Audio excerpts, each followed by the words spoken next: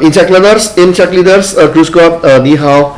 Tadi saya lupa untuk ngidupin mute-nya, ya sekarang udah dihidupkan. Harusnya sih suaranya udah terdengar belum nih? Mungkin kalau boleh, ya di sini ada Mas Rinaldi, Mbak Nurul, Mbak Jesslyn, Bu Giana, Mas Fabian. Ya, thank you semuanya udah hadir. Iya, suaranya udah terdengar sekarang ya. Oke, thank you. Ya. Insect leaders, kita mulai dengan seri yang baru nih. Kita kan udah beberapa minggu ini ya, tiap Rabu jam 5 kita mulai dengan live streaming learning, mungkin sekitar 30 menit, 20-30 menit, maksimum 40 menit saya sediakan. Dan karena ini live streaming, ya teman-teman nanti boleh langsung aja ya memberikan komentar, kemudian bertanya, sehingga kita bisa melakukannya dengan intensif. Nah, tapi kita kali ini kita namakan serinya adalah seri belajar logika budaya. Oke, ini seri baru dengan khusus kita bicara tentang culture shock nih. Culture shock, dan di dalam culture shock ini kita akan fokus ke ini perspektifnya psikologi ya. Psikologi di sini. Kita coba melihat apa itu culture shock, apa yang terjadi dengan culture shock, apa yang kita bisa lakukan dalam untuk dealing dengan culture shock itu. Ini yang kita mau bicara. Mungkin nanti teman-teman bisa memberikan beberapa komentarnya. Untuk teman-teman yang baru pertama kali nih ikut di acaranya Insight Web Academy. Ini perkenalkan dengan Hura. Di sininya saya adalah seorang psikolog yang kebetulan S1, S2, S3 saya itu fokusnya memang ke topik yang namanya psikologi antar budaya ya. Bahkan profesorship saya itu juga fokus kepada penelitian-penelitian terkait dengan bagaimana proses apabila dua atau lebih budaya yang berbeda bertemu. Nah, ini yang kita ngomongin kan. Kita bicara tentang culture shock ya. Psikologi seperti tadi yang kita ngomongin, khususnya psikologi antar budaya namanya, yang berarti kan psikologi apabila dua atau lebih budaya bertemu. Yang kita mungkin sering dengar ya kalau kita bicara tentang culture shock. Culture shock itu apa? Biasanya kan kita bicara yang paling sering terdengar itu adalah kita datang ke suatu negara, tinggal ke suatu negara. Biasanya kita akan tinggal agak lama, kemudian kita melihat bahwa banyak hal kita tidak mengerti, banyak hal yang membuat kita terkejut, kita stres, mungkin juga akhirnya terkena kayak yang istilahnya psikosomatik, badan sakit semua, kemudian timbul gejala-gejala penyakit yang tidak jelas, itu biasanya kita sebut sebagai culture shock ya. Jadi biasanya adalah pertemuan yang kita masuk menghadapi sesuatu yang kita tidak sangka gitu di dalamnya. Prosesnya sendiri kalau kita bicara tentang culture shock di sini itu sering yang kita sebut sebagai, kalau di bahasa Jermannya itu kita bicara tentang kulturelle Überschneidung situation ya. Yang dimaksud dengan kulturelle Überschneidung situation itu apa? Itu adalah situasi bertemunya dua budaya yang kurang lebih bisa kita gambarkan gini. Misalnya di sini ada budaya A ya, yang bertemu dengan budaya B. Yang mana di dalam teorinya yang namanya budaya itu kan sesuatu yang mempengaruhi kita, memberikan kita orientasi ya, bagaimana bertindak dan berlaku dalam suatu situasi. Yang berarti kalau dalam konteksnya pertemuan antar budaya, di sini kan ada orientasi A yang bertemu dengan orientasi B ini. Yang mana di orientasi A dan B itu memang ada kayak sesuatu yang memiliki kesamaan, itu ada di sini. Tetapi ada yang pada dasarnya ini berbeda nih. Suatu perbedaan yang kita tidak tahu, yang namanya orientasi A dan orientasi B. Contohnya misalnya, sewaktu saya sempat 14 tahun di Jerman. Sewaktu saya di Jerman dulu di PwC kita pernah punya project yang saya tuh sering harus bolak-balik antara Jerman dengan Prancis. Nah, kalau di Jerman, kita ngomong sekarang ini anggap orientasi A ini misalnya Jerman ya, kemudian orientasi B ini Prancis. Kalau kita nyebrang jalan, nah, jadi ceritanya kita nyebrang jalan, ada zebra cross. Kalau di Indonesia kita nyebrang jalan seperti apa yuk? Kalau kita nyebrang jalan itu kan tetap harus hati-hati, lihat kiri, lihat kanan, mobil akan berhenti atau enggak ya kalau kita nyebrang ke jalan kan.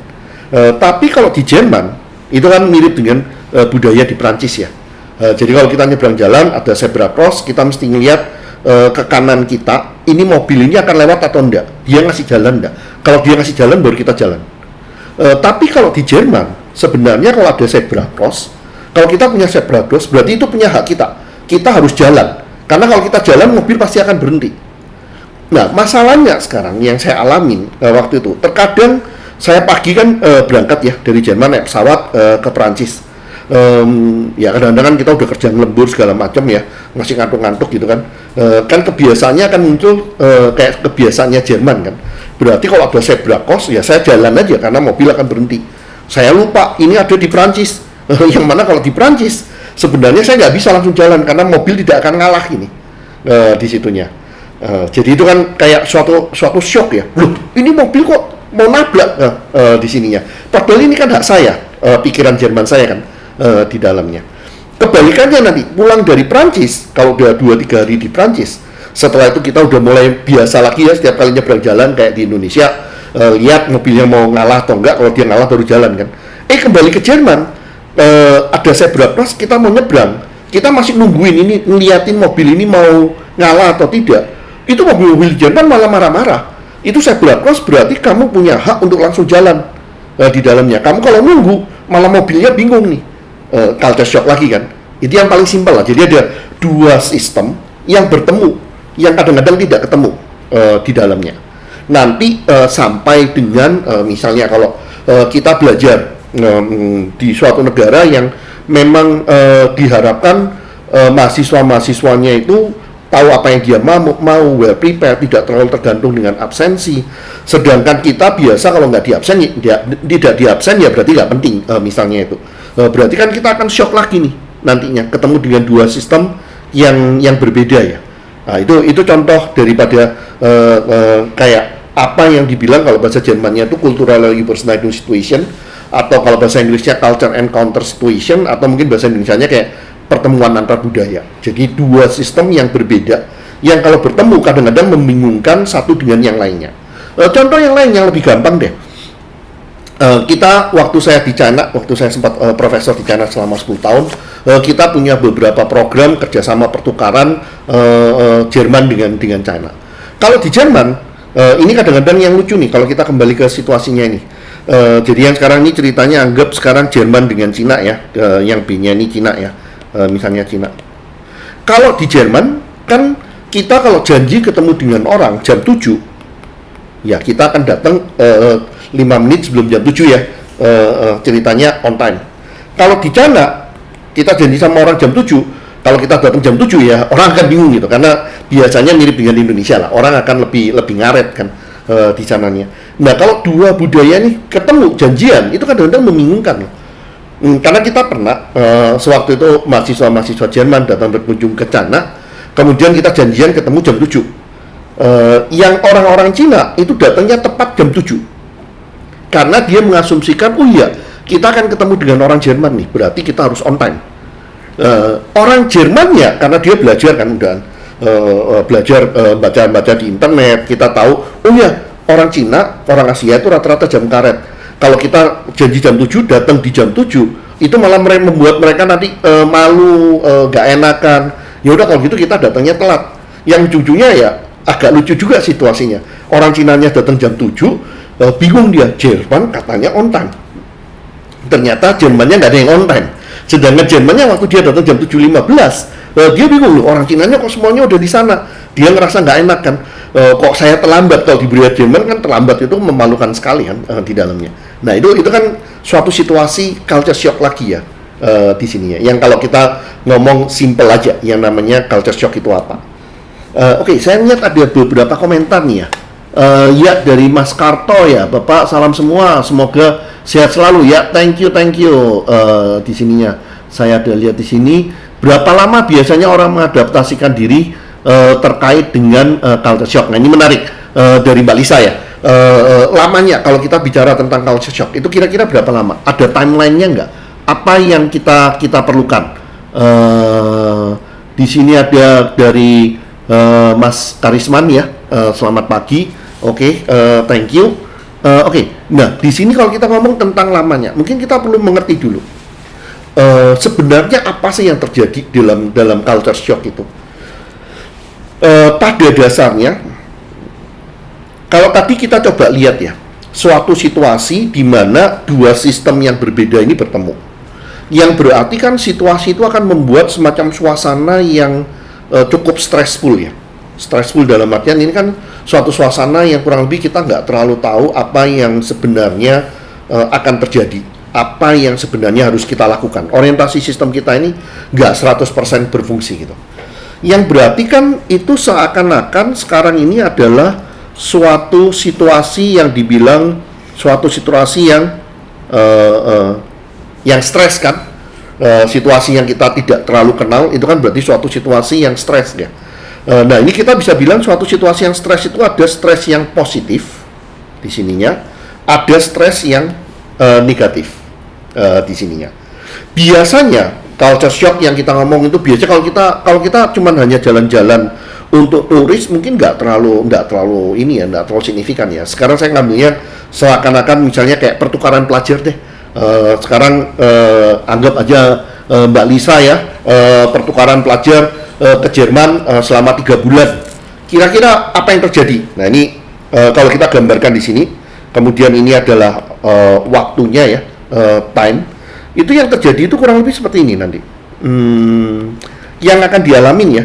Biasanya kalau kita baru excited ya, mau datang ke suatu negara yang baru, yang terjadi apa? Biasanya kan stres, tapi stresnya itu positif kan. Itu stres yang kayak ceritanya orang nikah lah, pesta pernikahan kan, orang yang menikah itu akan stres kan, tapi stresnya kan stres bahagia ya.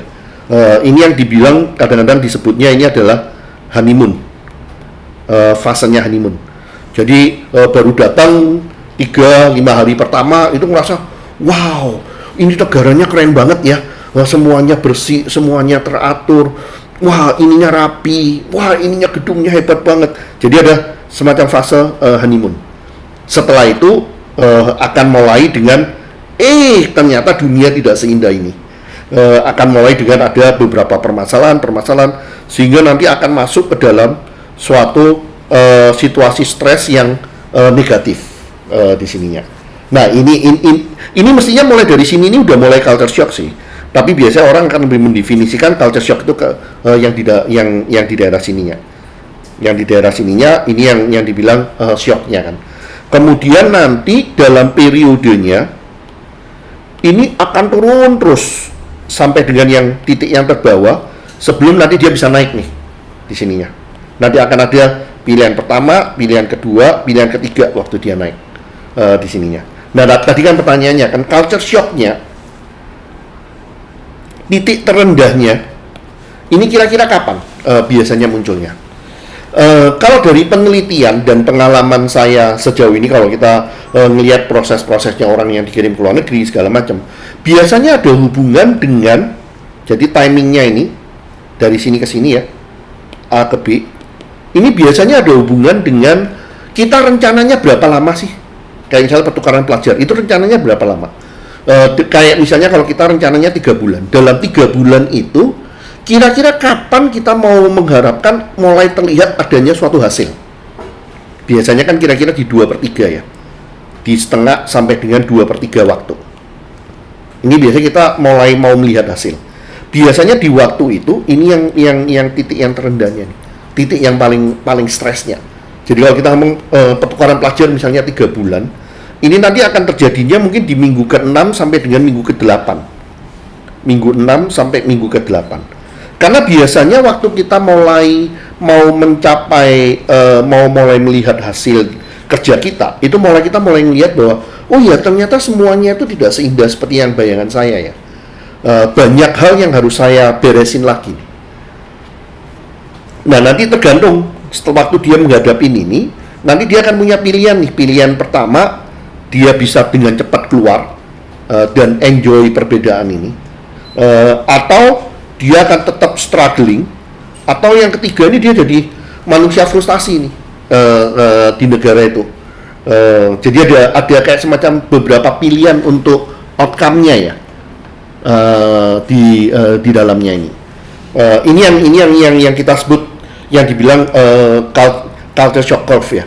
Jadi kurva daripada culture shock yang mana biasanya akan selalu diawalin dengan stres positif dan nanti akan turun ke bawah sampai titik terendahnya. Dan nanti titik terendah ini biasanya ada hubungan dengan kalau rencana kita misalnya kita pertukaran pelajar setahun, mungkin munculnya akan agak lebih lambat dibandingkan kalau kita rencananya 3 bulan gitu. Agak ada sedikit perbedaannya di sini. Ya. Oke, saya coba lihat lagi di sininya. Ada dari, ya saya coba lihat di sini beberapa pertanyaan. Mungkin saya coba lihat pertanyaan-pertanyaannya. Sebentar, ini kok kayaknya salah.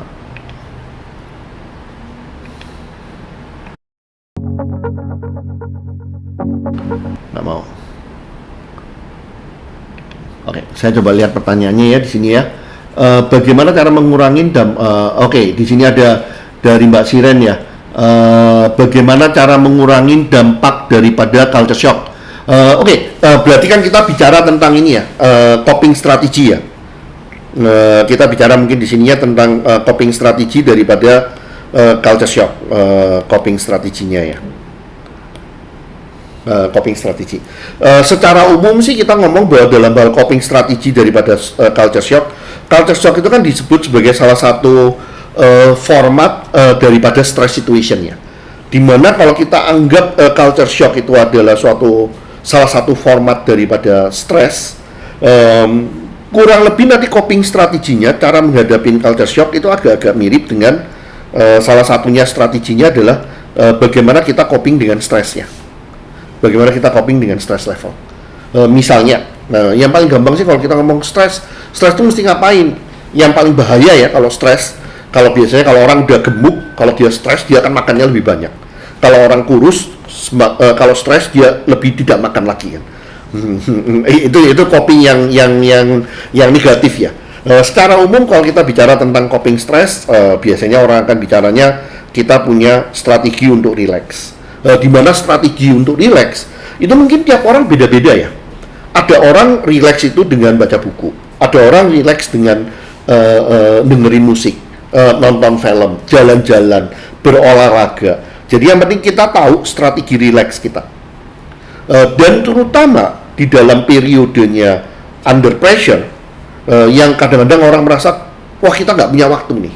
kita nggak bisa olahraga, kita nggak bisa dengerin musik, kita nggak bisa. Ini justru suatu periode yang kita harus benar-benar jalankan nih, periode relaxnya di dalam sini. Nah, ini salah satu daripada coping strateginya.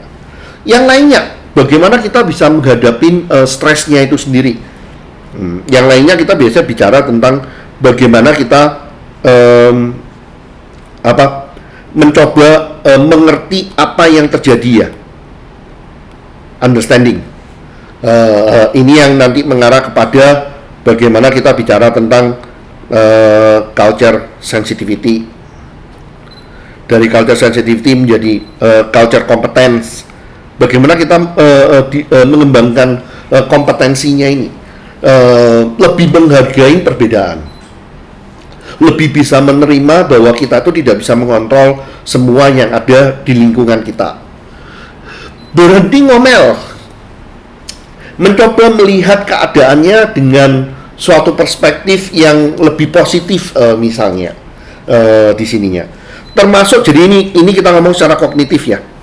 Ini kan kurang lebih kayak semacam, kita bisa bagi mungkin yang di sini kayak semacam strategi kognitif ya, secara pemahaman.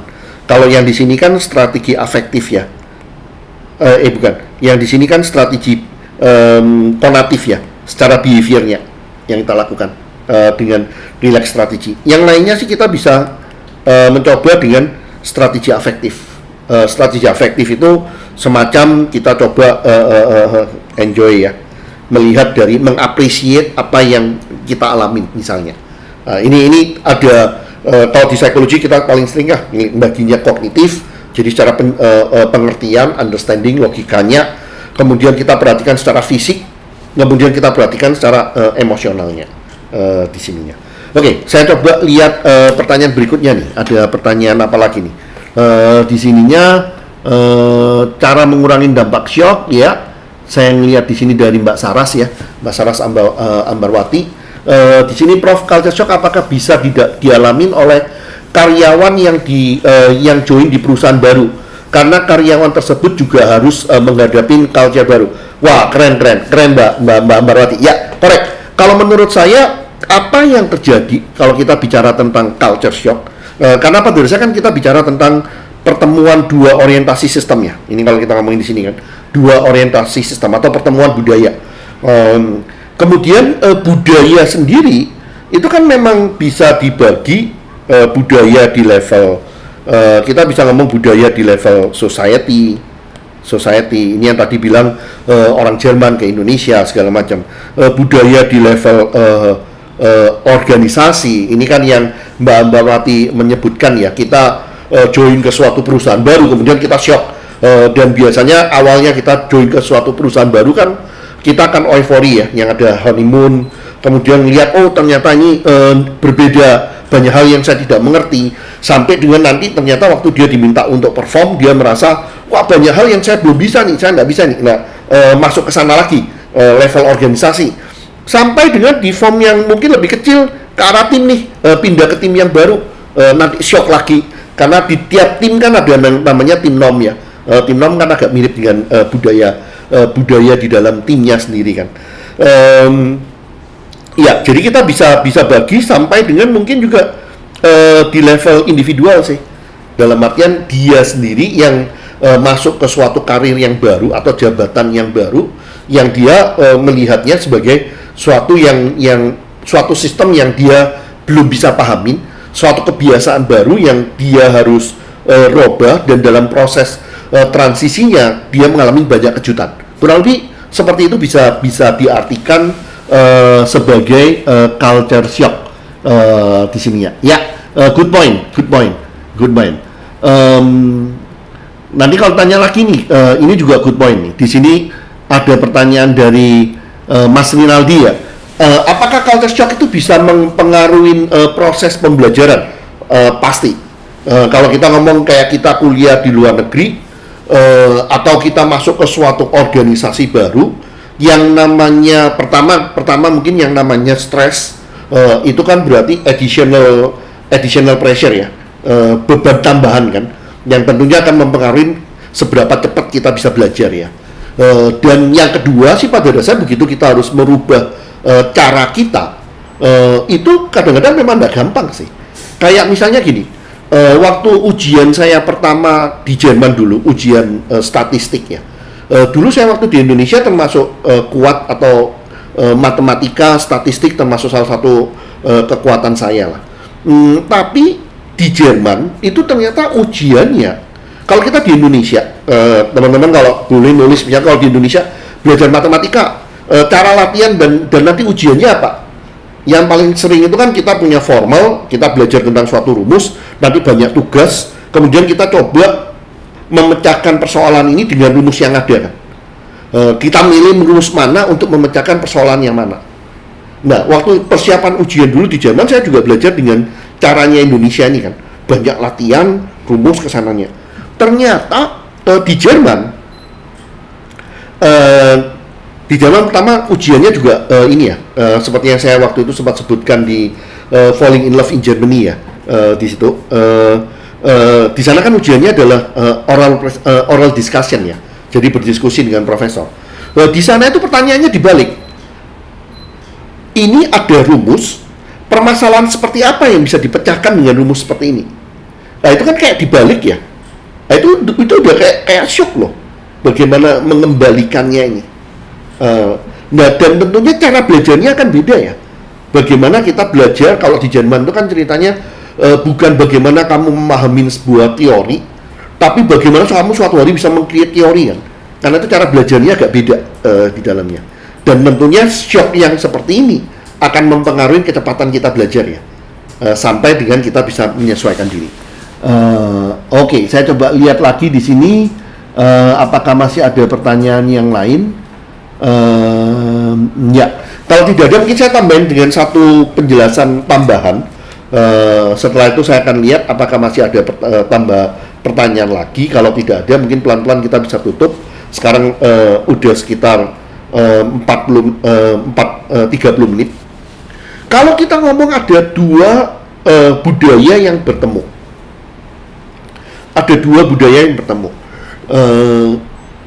outcome-nya, hasilnya itu apa? Dalam artian kalau kita pernah lama tinggal di suatu negara misalnya, apakah berarti kita akan menyukai dan memahami negara yang kita pernah tinggal? Kayak misalnya saya pernah 15 tahun di Jerman, apakah berarti saya mengerti tentang budaya Jerman, menyukai orang Jerman, enjoy tempatnya? Enggak juga loh. Kita tahu banyak juga orang yang pernah tinggal lama di suatu negara, tapi sebenarnya dia sebel banget dengan negara ini. Nah, kalau di teorinya itu ada 4 kemungkinan outcome nih kalau kita tinggal di suatu negara. Yang secara pendeknya kita ngomongnya kan di sini adalah oke, di sini oke, di sini tidak oke, di sini juga tidak oke ya. Kemudian ini kan terhadap negara lain. Kemudian yang di sini terhadap negara saya sendiri. Jadi kemungkinannya itu ada beberapa kemungkinan loh. Karena kita lama tinggal di negara itu, misalnya kita lama tinggal di negara Jerman, bisa juga kita akan melihatnya, oh Jerman itu oke banget, tapi kemudian kita ngeliat, wah Indonesia tuh kacau loh. Jadi bisa juga kita ke arah sini loh.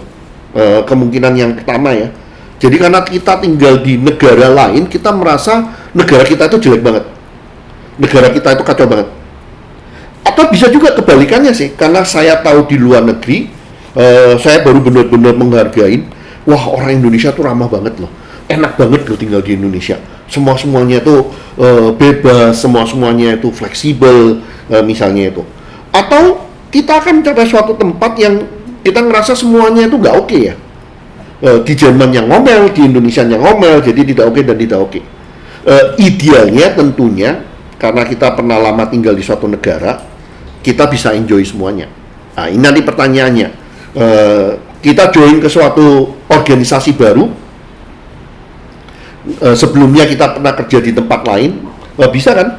Kita tadinya merasa, oh tempat saya dulu kerja itu yang paling bagus di sininya, yang paling bagus atau yang paling tidak bagus. Nah, tujuannya nantinya kan tentunya kita bisa terima ya, di mana tempat kita yang baru, dan kemudian enjoy termasuk belajar tempat yang baru ini kan. Ada apa yang kita bisa nikmatin. Maksud saya misalnya gini ya, belajar budaya itu kan mirip-mirip dengan ini, kayak belajar cara makannya. Kalau kita makan yang namanya lalapan dengan lele, pecel lele segala macam, kayaknya makan pakai garpu sama pisau itu kayaknya nggak cocok deh, ya kan?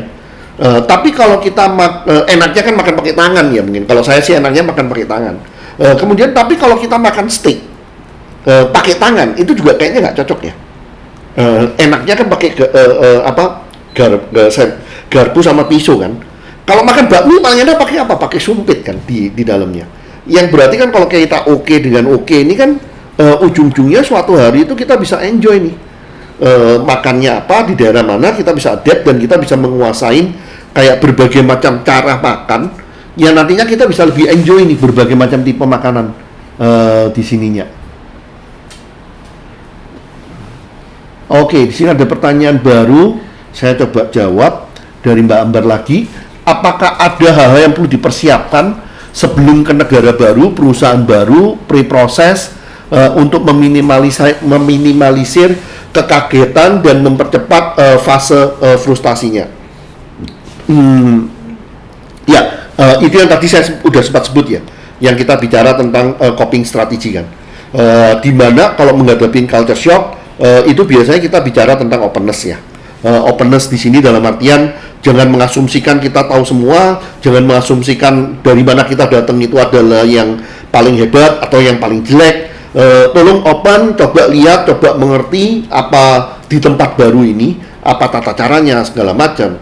Setelah itu kan kita bisa mapping ya, apa yang kita bisa belajar dari tempat yang baru, apa yang kita bisa kontribusikan dari tempat kita datang sebelumnya misalnya. Jadi kita bicara tentang openness, yang mana dari openness ini nanti mengarah kepada adaptation ya, kepada adaptation di dalamnya, dari adaptation sampai dengan nanti mungkin bagaimana kita men-create suatu synergy ya. Synergy itu kan yang tadi saya bilang ya, kita tahu berbagai macam cara makan, pakai pisau dengan garpu bisa, pakai sumpit bisa, makan pakai tangan bisa, makan pakai pakai sendok garpu juga bisa, tergantung nanti makanannya. Jadi kita benar-benar bisa enjoy. Ini yang kita ngomong synergy kan. Kalau openness kan kita berusaha mengerti nih, oh ya cara makan itu memang beda loh, dan kita mau open dalam artian, oh ya kalau kita lagi makan steak ya udah kita coba untuk belajar bagaimana memakan dengan ini. Itu yang dibilang adaptif ya di sininya. Jadi ini satu hal yang kita bisa perhatikan, mau coba yang baru, openness segala macam. Yang satunya lagi ya memang yang tadi sempat saya bilang sih, relax strateginya, karena stres itu pasti akan datang. Dan bagaimana kita cope supaya stres ini bisa cepat lewat. Oke, ada yang terakhir nih sebelum saya tutup acara ini, persiapan keterbukaan dan bersedia untuk beradaptasi. Beradaptasi ini yang langkah pertama ya, karena untuk saya nanti yang berikutnya adalah bagaimana kita meng-create synergy ya. Karena kalau kita hanya beradaptasi kan kelihatannya kita lemah ya. Kita harus bisa memberikan sesuatu yang baru kepada lingkungan yang baru ini kan, di dalamnya. Ini buat saya juga menarik kalau dari penelitian kita ya. Kalau kita bicara tentang kita bicara tentang culture adaptation, di penelitian kita, itu yang kita temukan kan caranya orang Indonesia, caranya orang Cina, dan caranya orang Jerman untuk beradaptasi itu ternyata beda loh. Mungkin cuma pendek aja dari penelitian kita. Kalau caranya Cina itu yang kita sebut sebagai harmonization strategy ya. Jadi di caranya Cina ini untuk menghadapi perbedaan budaya ini, dia menekankan kesamaan. Orang itu samanya apa sih? Dan kalau kesamaan ini besar, itu nanti pelan-pelan perbedaan itu tidak akan terlalu terasa di dalamnya. Jerman menekankan understanding-nya. Jadi dia harus mengerti apa yang terjadi, apa yang logikanya. Dengan mengerti dia nanti bisa membuat suatu keputusan, mau adapt, mau apa gitu di sininya. Indonesia ini yang mungkin kita sebut tenggang rasa ya. Tenggang rasa, sepos liro, biasanya Indonesia pendekatannya adalah kita lebih pasif, kita coba memperhatikan, kemudian dari memperhatikan baru pelan-pelan kita ngetesin nih, mana yang bisa diterima, mana yang mungkin tidak membuat orang lain tersinggung. Jadi berbagai negara, berbagai budaya itu punya strategi yang memang agak sedikit beda-beda ya. Bagaimana mereka menghadapi culture shock ini. Oke, terima kasih teman-teman. Kita udah sekitar 40 menit. Saya pelan-pelan akan tutup. Thank you nih untuk pertanyaan-pertanyaannya. Semoga memberikan sedikit masukan. Jadi ini seri baru kita mau bicara tentang belajar logika budaya. Kita mulai dengan culture shock. Moga tadi dapat ya. Culture shock itu apa, kenapa itu terjadi, dan bagaimana kita bisa cope dengan situasi-situasi yang kita definisikan sebagai pertemuan antar budaya, pertemuan dua orientasi sistem yang berbeda. Minggu depan kita akan bicara lagi tentang belajar logika budaya. Mungkin saya akan bicara either tema emosi, emotional expression di berbagai negara itu seperti apa, bisa ke arah sana. Atau mungkin kita lanjutkan lagi nih, culture shock, nanti hubungannya kan dengan interculture competence, interculture sensitivity. Interculture competence dan interculture sensitivity itu apa ya? Mungkin kita akan ngomong tentang itu. Jadi terima kasih sekali lagi, stay tune, sampai ketemu di Rabu depan. Thank you.